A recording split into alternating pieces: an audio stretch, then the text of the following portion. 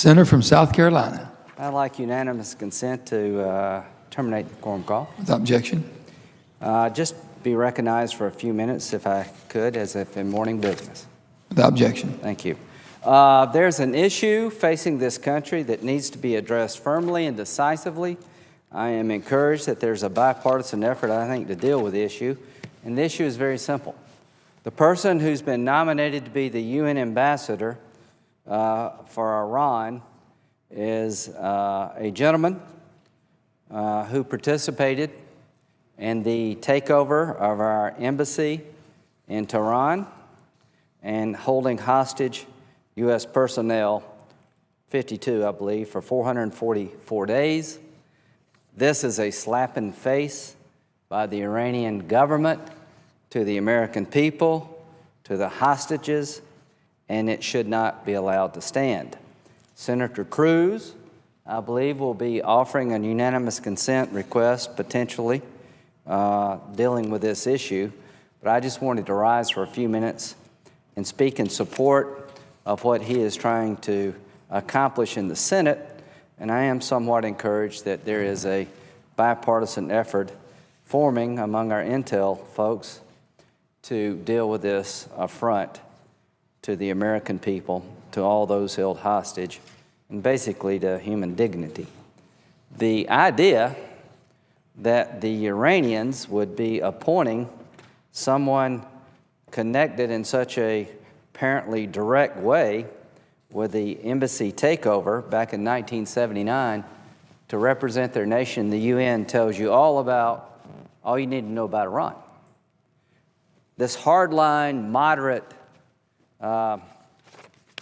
divide doesn't exist. This is all a game. President Rouhani, when he was the nuclear negotiator for Iran, bragged about how much progress they made when the heat was off. And if he were truly moderate, he wouldn't have been on the ballot, and he wouldn't be serving today at the pleasure of the Ayatollah.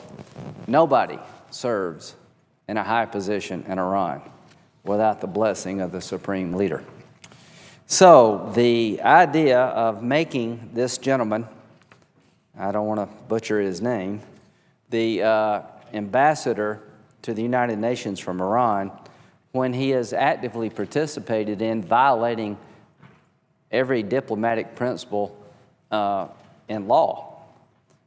The idea of invading a consulate or an embassy and taking hostages runs afoul of every principle of international law and diplomatic behavior. It would be different if in the last 30 or so years, the Iranian regime had changed. We have relationships with people today that are some of our strongest allies that used to be our enemies. Well, there's nothing changing in Iran since the embassy takeover that would make Iran in the column of a friend of America. This regime has been actively involved in worldwide terrorism plots. They have provided equipment to those we were fighting in Iraq to kill our soldiers. They support Hamas and Hezbollah, two terrorist organizations. They have been designated by our State Department as state sponsor of terrorism. They're trying to build a nuclear weapon, not a power plant. So they've been up to no good for a very long time.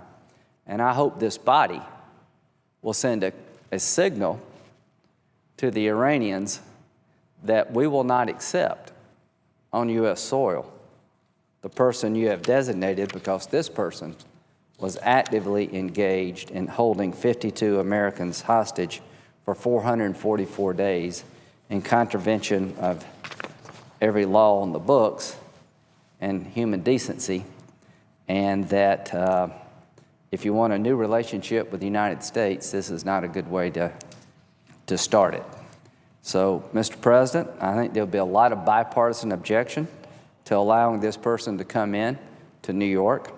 We have provisions in our laws that give us the right as the host nation to exclude people who have been involved in acts of terrorism against the United States or that may present a security threat.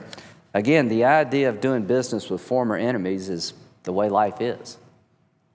the idea of accepting as the ambassador to the United Nations from Iran one of the people intricately involved in taking over our embassy and holding Americans hostage for 444 days is an affront to us as a people and to the United Nations as a whole.